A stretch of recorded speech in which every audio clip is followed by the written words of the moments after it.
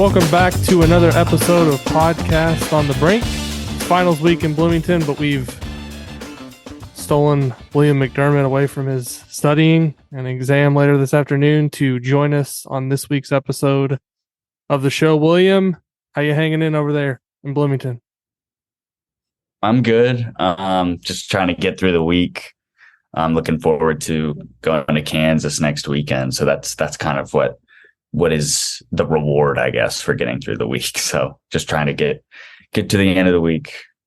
Yeah, that'll be I think an awesome experience getting to go to Fog Allen and check out a game. Getting to cover a game there, not something I've ever had the chance to do. So that'll be fun, and definitely looking forward to the coverage that you'll provide there.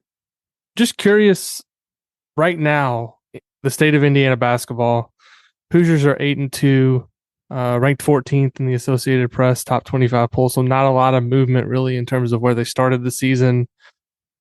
Where, I guess, big picture, do you feel this team is right now in terms of the preseason expectations and where things stand right now? Should fans feel good about where Indiana is? Are there anything that like is a long-term concern that really stands out to you as you evaluate this team through 10 games? I think they're in a good spot. I think, coming into the season, this is kind of where people thought they would be. Obviously the Rutgers loss was bad on the road, but I think the Kansas loss without Jalen Hood-Schifino, I think that's expected. Maybe not in the fashion that it was, you get down 19 early, that kind of thing. But I think they're in a good spot. I think around top 20 in the country is kind of what people expected of them this season. I don't think anybody came into the season expecting them to, be a top 5 team and a number 1 seed or a top 3 seed and come March. I think in terms of the Big Ten, I think, we've seen teams like Purdue has had a good start to the season. Illinois has struggled in recent weeks. And some people had them as the favorite. So, I still think that the Big Ten is still theirs to lose. I wouldn't be worried. I think, especially coming into this game against Kansas, I think being concerned about Jalen Hood-Schifino's health is something to be mindful of now, because I know yesterday on the radio show, Mike Whitson, he really didn't sound too optimistic when he was talking about it. Just like he's just now starting to shoot the ball and stuff. And I don't think that's a good sign for him playing this weekend. So we'll see how that happens and how that goes. But I'd be shocked if he's not ready, at least by Big Ten play come January. That would be a big problem if he wasn't. So that's the main concern for me. But I don't think anything is surprising. I would say I think the issues they have are the issues we expected. Limited 3-point shooting, interior when they're faced with two talented and bigger big men like they were against Arizona, pace, all those things in their losses are the things they've struggled with. So, I think they have not really surprised anybody. And I think they're set up just fine. I know we chatted back and forth a little bit on Slack about the story you wrote after Saturday's game, and some fans, I guess, didn't really necessarily want to hear a positive coming out of that game, but I actually agreed with a lot of what you wrote and what you said, because when you say that Indiana showed resilience, they were down 19 early. They got themselves back into a position where they were within 3, and I think where that shows growth is the last season. I feel like if this team would have gotten in a hole like that early, the game would have just been over. Like, look at the game against St. Mary's in the NCAA tournament. Exactly. Indiana was just completely run off the court and never really fought back. They did fight back. So in a way that, that is showing resilience.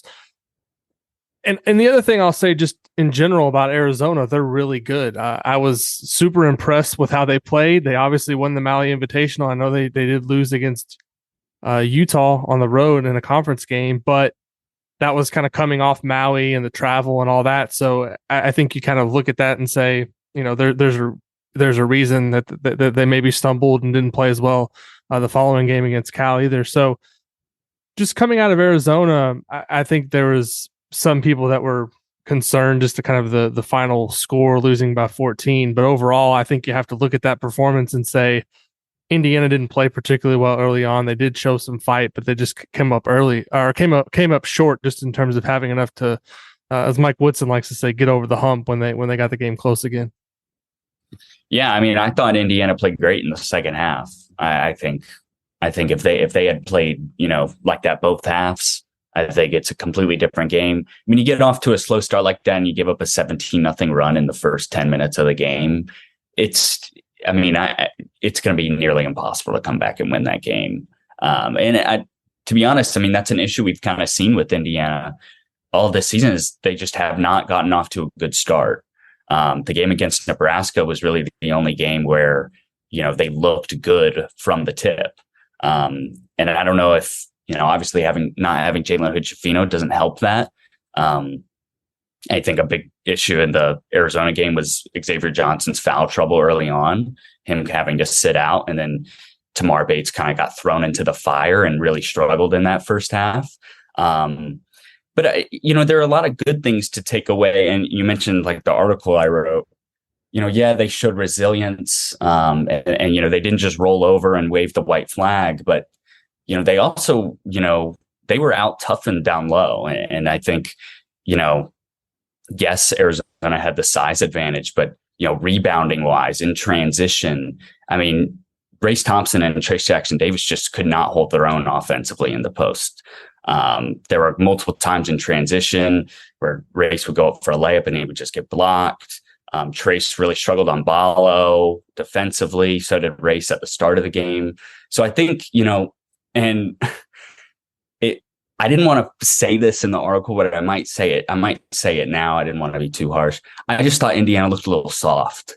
I thought they looked a little soft against Arizona. I know Geo Baker said that on a podcast the other day, but I think any non-biased fan might agree with that. It's just especially in the interior, I thought they just looked a step behind Arizona, and maybe that's because Arizona is just so much bigger than them. But I just and the foul trouble obviously doesn't help, but they just looked a little bit soft. Yeah, I don't disagree with that. It almost seems like, and we've asked Mike Woodson about that a little bit the last couple of weeks. I know I asked a question on a Zoom. Maybe it was last week, and then Tyler Tashman asked a follow-up kind of at the end of the press conference, and it got a pretty epic rant from Woodson just about toughness and,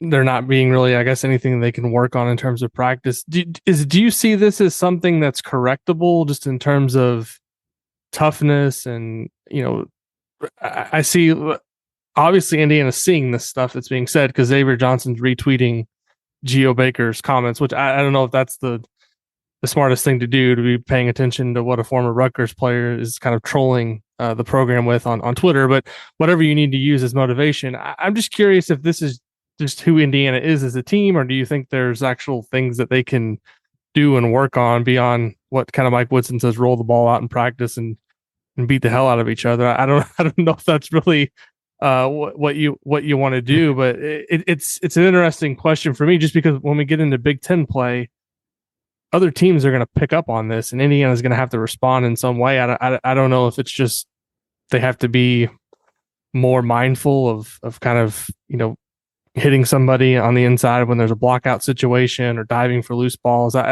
It's just, to me, you look at the last two games that they've lost, which is their only two losses, 2 out of the last 3, Rutgers and Arizona. We saw this is kind of the theme of reason. One of the reasons that they got beat is that they weren't tough enough.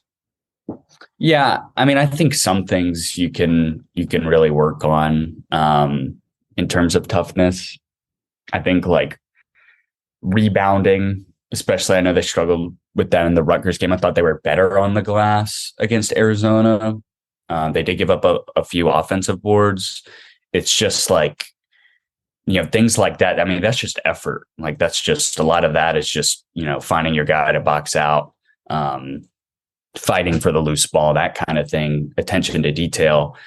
I just I don't think Indiana as a team is soft. And I think, they showed that in the willingness to come back in the game against Arizona. They cut it to 3, they cut it under 5 a couple times.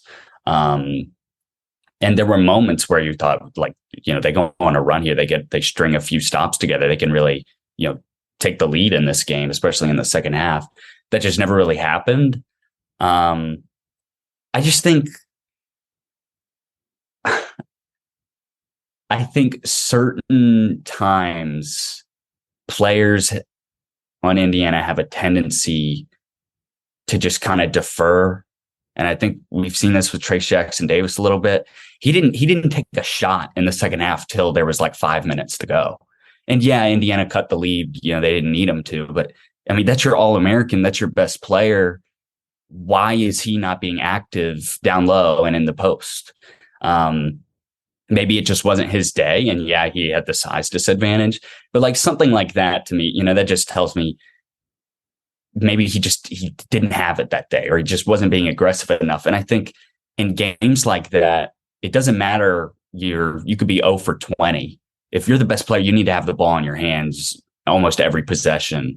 And that's not what happened against Arizona. So little things like that, I think, stand out to me, but maybe that's just the personalities, and the way people are. And who am I to speak on that? So it maybe I'm being a bit too critical right now, but I don't think Indiana as a team is soft. Yeah, I mean, it's hard to say too. We don't see practice. We don't know what goes on behind closed doors. And I also wonder just how much of that was Arizona taking Trace out of the game and saying, you're not going to beat us. Tommy Lloyd does a really good job as a coach. And I think obviously he probably watched the film of the Xavier game and said, this can't happen against us. Like, let's make other guys beat us. And that's why Race Thompson ended up with open 3-pointers. And to his credit, he made some of them. But, I would take Race Thompson shooting 7 threes over Trace Jackson Davis kind of going one-on-one in the post. So yeah. I think that has something to do with it. But the one guy that I kind of look at right now, and not to pick on him because I think he's been a great player now since he arrived in Indiana, but Xavier Johnson has looked a little bit to me out of sorts without Jalen Hood-Schifino in the backcourt. Have you noticed that at all? And I know he was good against Arizona in terms of his assist numbers, but I think I have this right. He's been like less than 25% shooting over his last 3 games. And I just don't know how Indiana's going to win consistently with him shooting that poorly from the field. Yeah, I mean, well, they're not. We saw this last season with him when he down the stretch, February, March, Xavier Johnson was playing the best basketball of his college career. And that's when Indiana really started, playing well, Big Ten tournament, that Purdue game, in West Lafayette, like games like that. And we've seen flashes from him this season. He had a great game at Xavier. That was, an awesome game for him. But it does seem that way. I think, and especially we saw this in the Nebraska game and the Rutgers game. I think he's just forcing the issue a little bit. He's trying to do a bit too much without Hood-Schifino there. And you also got to keep in mind, like, without Hood-Schifino, like, Indiana doesn't have a backup point guard. Like, with the second unit, Hood-Schifino's been running the point. And Trey Galloway has kind of been plugged into those duties.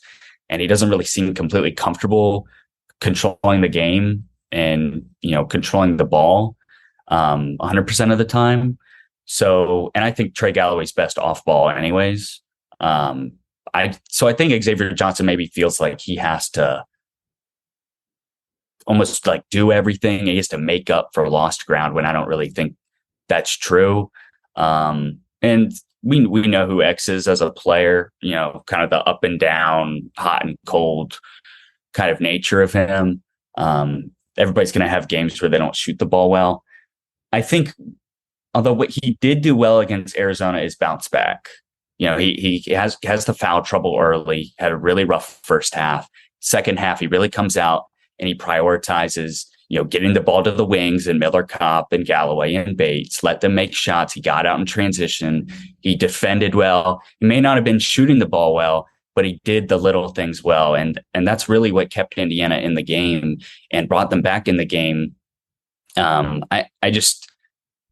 Yeah, I mean, I think he misses Hood-Schifino though. I think giving him a rest, letting him play off ball, letting him be more free and not, have kind of the weight of the team on his shoulders. I think that helps him. So I do think he misses Hood-Schifino. I think one thing Indiana fans should really be encouraged by once Hood-Schifino is able to come back is having X and Hood-Schifino playing alongside each other with the wings and how well they're shooting from the perimeter, because some of these numbers, just in terms of percentage, are really impressive. Miller Kopp shooting 48.9% from three. I don't know how sustainable that is, but very impressive. Trey Galloway on limited attempts is over 45%. And Tamar Bates, 41.2%, which is a really big jump from where he was last season. I think he was in the high 20s percentage-wise from beyond the three.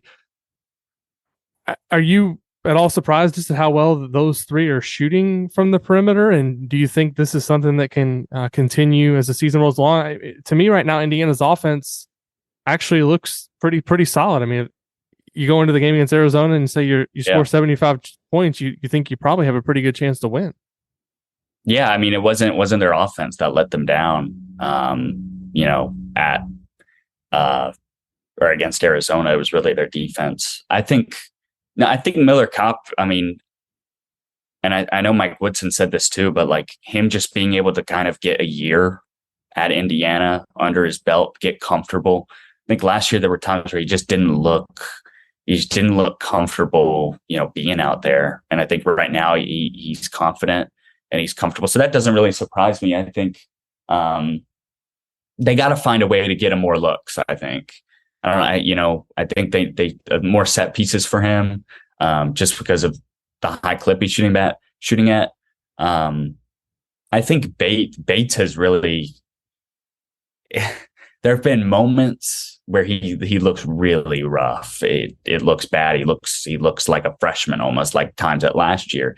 And then there are games, where he plays really well. And I think the second half against Arizona, he's really starting to find that mid-range shot off the dribble. And it's working for him. That transition three, I mean, that's been money for him all season long. For him, I think it's just, can he do it on a consistent basis on the road and in the Big Ten? I think he plays really well offensively at home. I think Arizona was maybe really, but I mean, I don't know if you remember that Michigan State game last year. On the road, he had a pretty good game, but I think, this past weekend against Arizona was really the first game of his career in college where he's really shown his capabilities on the national stage, and his offensive, him being an offensive threat, driving to the mid range in transition, using his length, speed, that kind of thing. So I think if you're an Indiana fan, you're definitely excited at the prospect of him moving forward in the season, if he can become consistent in the Big Ten play and on the road like he was in the second half against Arizona. One guy that really, I think, played well early in the season, particularly in the exhibitions in the first couple of games, Malik Renew, has struggled lately. I think a lot of it is kind of a product of him getting into foul trouble. When he comes into a game, it seems like he instantly picks up a foul or two, and Mike Woodson has to take him to the bench. Woodson actually talked on his radio show last night about just the depth that Indiana has at the 4 and the 5 positions with Jackson Davis and Thompson and Geronimo, and maybe the solution is just keep Renew out there after he gets 2 fouls, because he's not really giving himself a chance to get out there and play and get into the flow of games. Have you noticed anything different with Renew lately that maybe he's doing that he wasn't doing, that's different from early in the season? Or is this just a product of a freshman kind of hitting a rough patch and maybe not adjusting to kind of the physicality of the game and knowing how to avoid foul trouble? Because, Woodson mentioned on the radio show, he's not sure if officials are picking on him or what. But it does seem like every time he comes in the game, he fouls within the first couple minutes. And it's really hard to establish yourself within the flow of a game when you're immediately coming in and fouling and then getting pulled out. Yeah, I mean, it definitely is. And Woodson's got the thing, 2 fouls, you sit for a while. I don't know, that people can debate that, whether that's a good strategy. I don't really think it is, especially against Arizona when you have Xavier Johnson on the bench for when they go on a 17-0 run. But no, I think it's just, I think things are just moving a little too fast for him right now. As the competition has gone up, you kind of notice that, things are getting more difficult for him. I think he had a great game at Xavier, but that was also a game where Xavier allowed like 60 points in the paint to Indiana. So it wasn't really, their interior defenders did not do a good job on him or Trace Jackson Davis, who had 30 points. I think, with the fouling, I don't know if, I think he honestly just is fouling. I think he's struggling to defend without fouling right now against these college bigs. I don't think it's like the officials are picking on him or anything like that. I think he just needs to learn how to, keep his hand straight in the air, not bump with his hip, and defend straight up. And I think he's struggling to do that. But the only way he's going to learn is keeping him out there and just playing. So I wouldn't be concerned about him. I think he's shown flashes that he can be a great player. I don't know if he's going to be the, averaging 10 points and 8 rebounds a game like he was in the first 5-6 games of the season. But I'd like to see him get more minutes. Yeah. Speaking of the front court though, and I'm curious about your take on this, is like, I don't know. Jordan Geronimo's play time has surprised me. Coming in the season, I thought he would have a bigger role than he has had. I mean, he didn't play in the whole second half against Arizona, and I thought he was pretty good in the first half. So I don't know what your opinion is on that. Yeah, let me close on Renew first, and then I'll talk Geronimo. Okay. But Renew, you look at a couple of numbers. He's only playing 15.7 minutes per game, but he's got 27 fouls, which is the most on the team. So I kind of agree with what Woodson's saying. Just leave him out there. And, if he gets 4 fouls, it's not the end of the world. You have somebody else to put in there. And so I do think he just needs to kind of get more seasoning and more opportunity against kind of these higher level teams, or he's never going to develop into the player that you need him to be down the stretch of the season. I think he's pretty important because of what you're talking about with Jordan Geronimo. And what I see with Geronimo is, and this is not a knock on him really as a player, but I just don't see a ton of ways in which he's improved as a player other than just his ability to, block shots and rebound sometimes. That, he's not really a guy that can go off the dribble and create much. Usually when he shoots the ball, it's catch and shoot if he's open. And he's not shooting it well. He's not shooting it well. And I think just sometimes he makes little mistakes that Mike Woodson isn't going to tolerate from his players. He seems very dialed into like small details. He talked last night about on the radio show, just like the players not following the game plan early in the first half of the Arizona game. And I think he was asked, I don't know if you watched the press conference after the Arizona game, but he was asked at the end, I think it was the last question, like, was that what was going on with Geronimo? Why didn't he play? Is that like a coach's decision or something wrong with him? He's like, well, that's a Mike Woodson decision, and that was it. So I don't know if he's a little bit in the doghouse right now, just in terms of his role in the team. There was all this talk before the season about him playing the 3, and he's clearly not capable of that because he can't really dribble. And other than, making the hustle plays and a highlight dunk here or there, rebounding a little bit and blocking some shots, I just don't really see what he offers that justifies more minutes for him at this point. Am I off base, or do you kind of see the same thing? No, I think you're absolutely right. And you mentioned like about him playing the 3, like they'll put him out there at the 3. Like they'll have lineups of him, Trace, Renew. And it's like, where's the spacing if he's not making shots? It's just, I don't know, Jordan Geronimo. And I know a lot of people came into the season expecting him to really take like a big jump. And he had, that great game against Wyoming in the NCAA tournament last year. And he was good at times. just for the role he plays at the size he is, it's going to be very hard for him to, match up against teams like Arizona. He's 6'6", and they want him to play power forward. I think you mentioned him like putting it on the floor and using it, off the dribble more. I think he's actually been better at that this season. I think he's done a little bit more of it, but it's just not to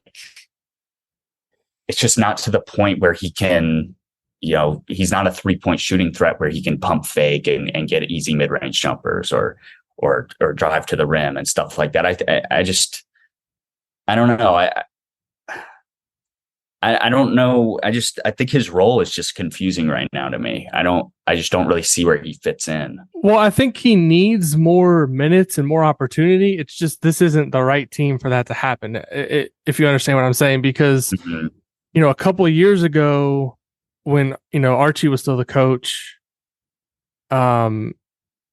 it was kind of the same thing in that there was a pressure on Archie to win games, right? And he didn't feel like he could throw him out there and just kind of let him make mistakes and play through it. It was basically very controlled in terms of, we got to have Trace and Race out there, and they're our most reliable guys, and we don't really have the kind of leash to just let this guy play through mistakes. And it's the same thing now, really, with Woodson last season, and then even more this season, because Renew came in and they kind of play the same position, and Renew has played better so far. So he's basically the fourth big. He's ahead of Logan Duncombe, who is not playing at all really right now. But I like with this team and the expectations and being ranked, I just don't feel like Woodson has like a big appetite to just throw him out there and play him 20 minutes and not get kind of the level of play that he expects from somebody that's playing that much. Does that make sense? Like it's not really like an experimental year. I mean, they're trying to win the Big Ten. They're trying to win these major games. And if you don't feel like he's one of your top 7 or 8 players, you don't play him in the second half of Arizona. I think that's just kind of, it's an unfortunate circumstance for him, and that this is just kind of the team he's on, the situation he finds himself in. But he very much does need to play more for his own personal development and become better as a player. But I just don't know if this is the situation where it happens.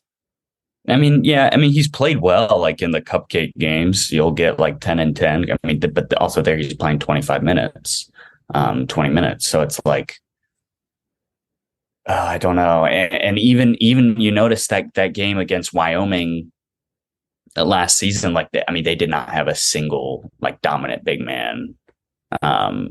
Really, they were undersized.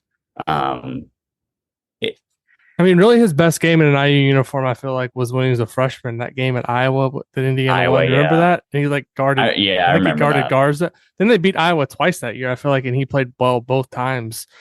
But it was against, Garza was a great player, but he's not like a super athlete. Completely different types of players too. Like than the players he was going up against Arizona. It's like, one guy's like jogging down the court and barely coming past the 3-point line, sometimes taking a 3. And these guys are like sprinting down the court and sealing guys off before the defense can get set. And I think that's the kind of thing, like,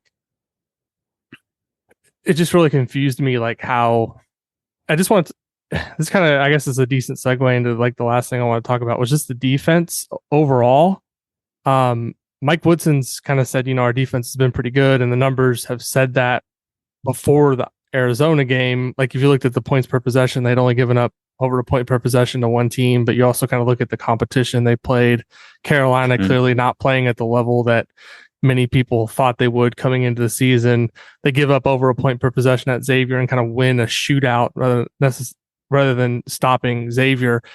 I just feel like this team is behind defensively where I thought they would be this season.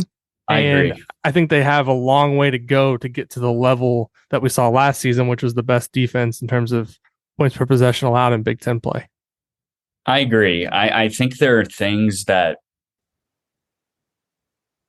it's not really completely there. I don't know if it's,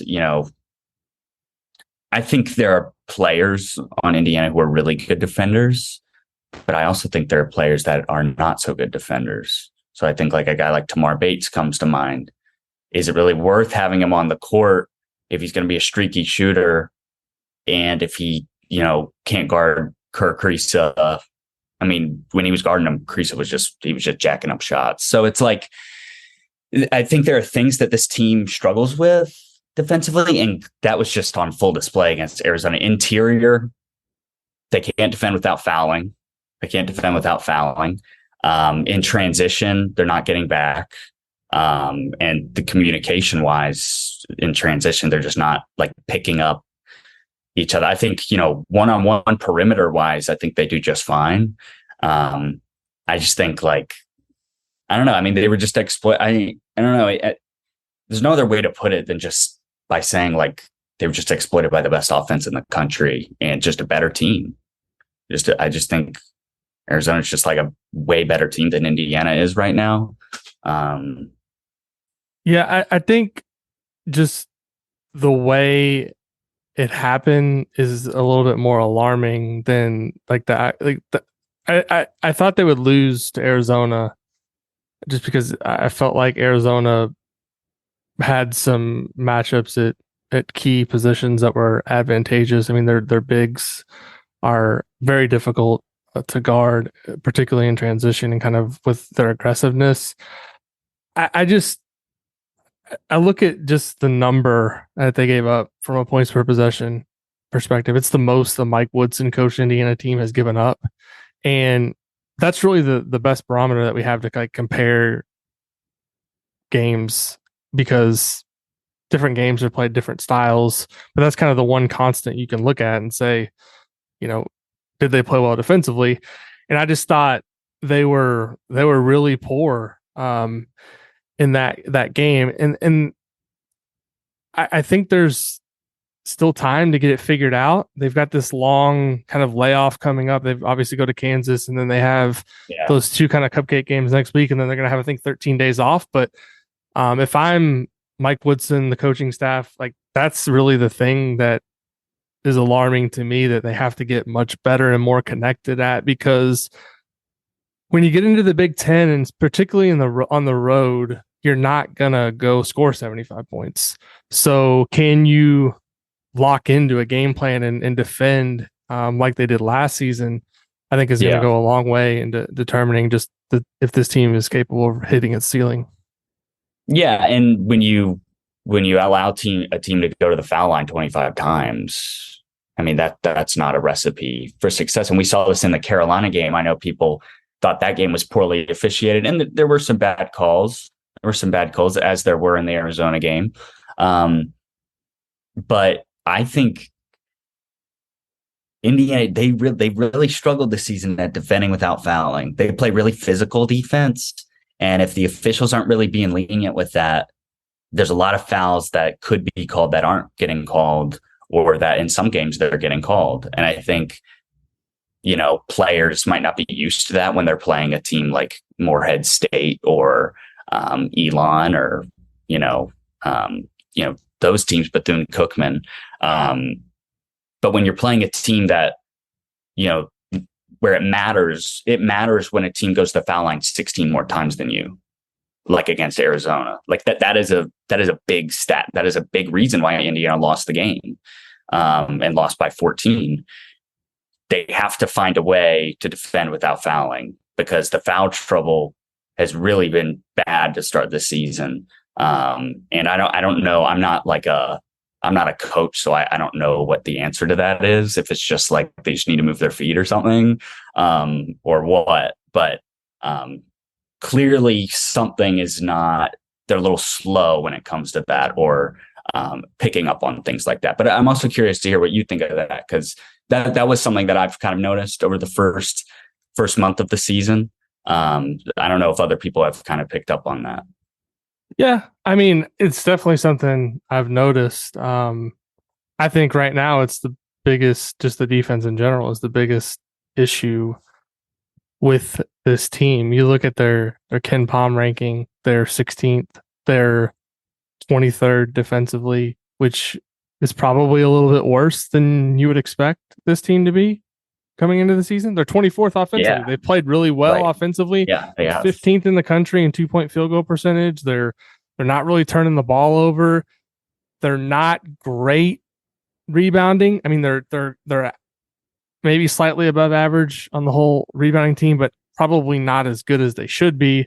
And it's just, to me, is the defense is just not, it's good, but I think a lot of us felt like coming into the season it was going to be great, and it hasn't performed to that level so far. I think that's probably a pretty good place to leave it, because I know you've got to get back to preparing for your final later this afternoon. I do want to ask you kind of what the plan is for Kansas this weekend. What, I guess, are you looking forward to the most in terms of getting out there?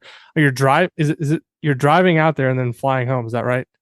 No, I'm driving there and back. Driving, and then driving back, and then I'm flying out of Indianapolis to go home on like Monday or Sunday. I can't remember. Sunday night. How far is it out there? Like 8 hours. Okay. 8 hour drive. It's not terrible. I'm leaving with a few buddies who are going for WIUX on Friday morning, and we're spending the night in a hotel there on Friday night. And because the game's at like 12, 11 their time, I think. Yeah. That's just crazy. It's better than 9. It's better than like 9:30 at night, though, right? True. Yes. And then I think we're just gonna, right after the game, finish our stuff and drive home. So, but I'm just so stoked to like see. I went to Xavier last year. I went to Ohio State. That was fun. But it's like I've been to the Smith Center and stuff like that before, and I've seen big college games live. Purdue here, North Carolina here.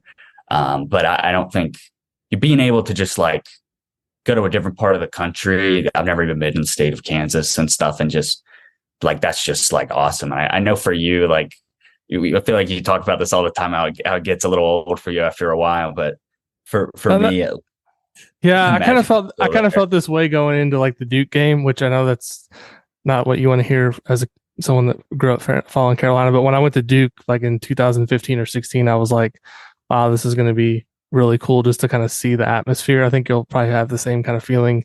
Yeah. Going to Kansas. I would say like the rest of the season, we need to try to get you to some road games on the Big Ten just to kind of see some of the different atmosphere. There's a lot of, I haven't been to them all. There's a few that I haven't been to. I've been to Wisconsin, Rutgers, Nebraska, Minnesota. I think those are the ones I haven't been to. There's some that are obviously not really worth going to, like Penn State, but Michigan State's a great one to get to. I don't know if you've been to Purdue for a game, but that atmosphere there, we'll have to get you to that one this year. It's ridiculous atmosphere there, especially when Indiana comes to town. But I think Kansas, I think it'll be, I mean, their fans are obviously going to be jacked up for it. Indiana probably should have a decent amount of fans going. I know of a pretty good amount that have kind of reached out to me and said that they're going to be making it out there. So I'm looking forward to getting your firsthand report from it. And no matter how the game goes, it's just, I mean, Kansas is a good team. I think Indiana is a good team too. So hopefully it's exciting as the Arizona game was, because I got a little bit of FOMO, just sitting at home while everybody else kind of knew was there covering it. So yeah, for sure. Well, it would have been a lot worse if they would have went out there and won and then you weren't there. But you probably didn't feel too bad the next day when everybody was trying to get back from Vegas and Indiana lost by 14. So hopefully they can go to Kansas and have a better performance than what we saw in Las Vegas.